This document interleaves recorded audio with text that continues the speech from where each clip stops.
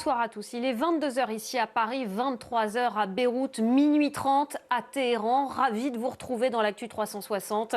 Nous sommes ensemble en direct jusqu'à minuit. À la une de l'actualité ce soir, toujours la guerre au Moyen-Orient. Au 12e jour du conflit, Israéliens et Américains ont poursuivi leurs frappes sur l'Iran. De nouvelles déflagrations ont encore été entendues ce soir dans la capitale Téhéran.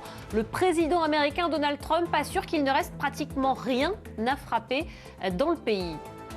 L'Iran, prête à une guerre longue, riposte. Les gardiens de la révolution ont à nouveau visé les pays du Golfe ce mercredi et au moins 3 navires ont été touchés à proximité du très stratégique détroit d'Ormuz. Nous retrouverons à Doha notre correspondante Oda Abdelhamid.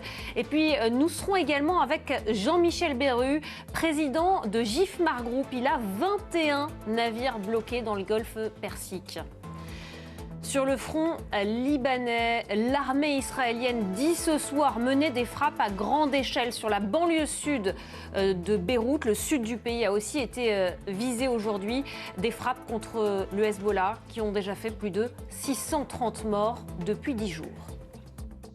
Voilà pour les titres à suivre.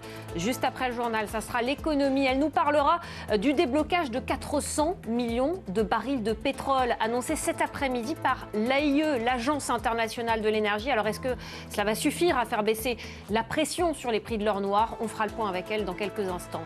Ensuite, ce sera Info Intox avec Anthony Saint-Léger. Avec cette question, la marine américaine a-t-elle escorté un pétrolier dans le détroit d'Ormuz? Nous verrons avec lui que la confusion règne.